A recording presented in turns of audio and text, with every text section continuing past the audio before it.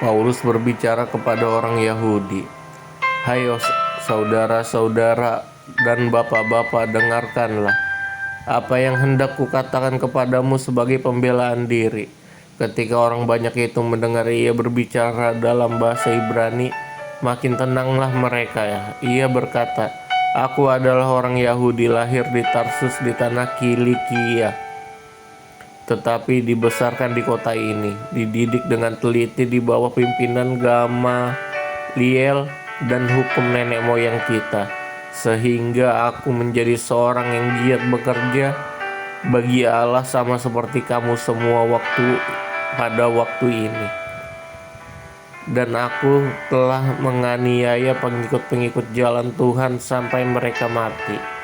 Laki-laki dan perempuan kutangkap dan kuserahkan ke dalam penjara. Tentang hal itu baik imam besar maupun majelis tua-tua dapat memberi kesaksian.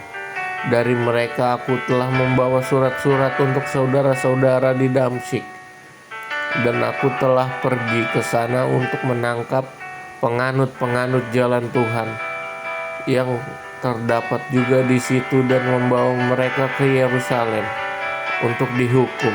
Tetapi dalam perjalananku ke sana, ketika aku sudah dekat Damsyik, yaitu waktu tengah hari, tiba-tiba memancarlah cahaya yang menyilaukan dari langit mengelilingi aku. Maka rebahlah aku ke tanah, dan aku mendengar suatu suara yang berkata kepadaku, 'Saulus, Saulus, mengapakah engkau menganiaya aku?' Jawabku, 'Siapakah engkau, Tuhan?' Katanya, 'Akulah Yesus orang Nazaret yang kau aniaya itu.' Dan mereka menyertai aku memang melihat cahaya itu, sampai suara dia yang berkata kepadaku tidak mereka dengar. Maka kataku, 'Tuhan, apakah yang harus kuperbuat?'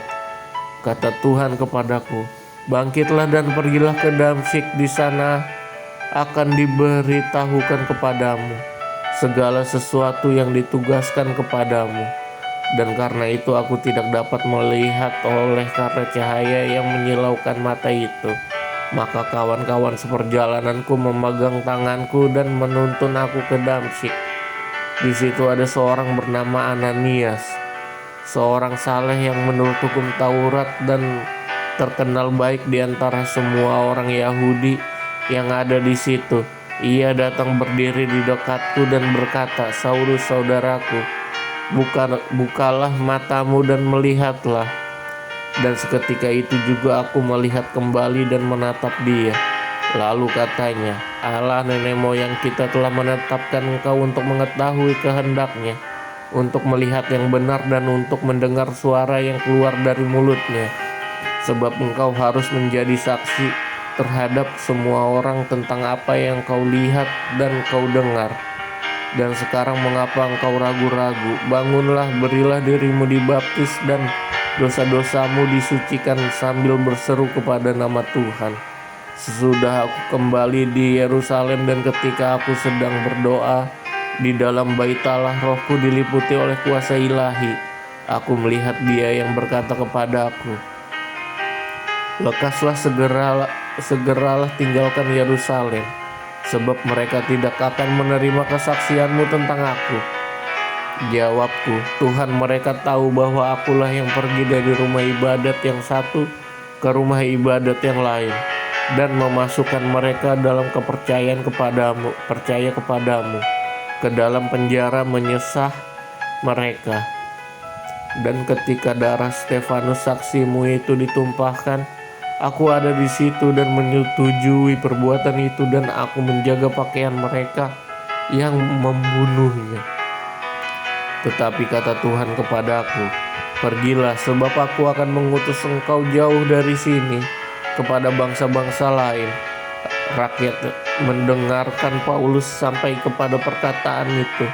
Tetapi sesudah itu mereka mulai berteriak, katanya, 'Enyahkan orang ini dari muka bumi. Ia tidak layak hidup.'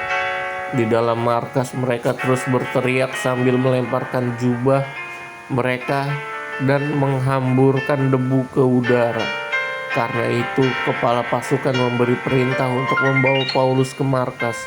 dan menyuruh memeriksa dan menyesah dia, supaya dapat diketahui apa sebabnya orang banyak itu berteriak-teriak sedemikian terhadap dia. Tetapi ketika Paulus ditelentangkan untuk disesah, berkata ia kepada perwira yang bertugas, "Bolehkah kamu menyesah orang warga negara Rom, apalagi tanpa diadili?" Mendengar perkataan itu, perwira itu melaporkan kepada kepala pasukan. Katanya, "Apakah yang hendak engkau perbuat? Orang itu warga negara Rom." Maka datanglah kepada pasukan itu kepada Paulus dan berkata, "Katakanlah, benarkah engkau warga negara Rom?" Jawab Paulus, "Benar." Lalu kata kepala pasukan itu, "Kewarganegaraan itu kubeli dengan harga yang mahal."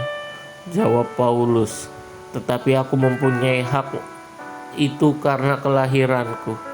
Maka mereka harus menyesah dia segera mundur. Maka yang harus menyesah dia segera mundur. Dan kepala pasukan itu juga takut setelah ia tahu bahwa Paulus yang ia suruh ikat itu adalah orang Rom. Paulus di hadapan mahkamah agama. Namun kepala pasukan itu ingin mengetahui yang teliti apa yang dituduhkan orang-orang Yahudi kepada Paulus. Karena itu pada keesokan harinya ia menyuruh mengambil Paulus dari penjara dan memerintahkan supaya imam-imam kepala dan seluruh mahkamah agama berkumpul. Lalu ia membawa Paulus dari markas dan menghadapkannya kepada mereka.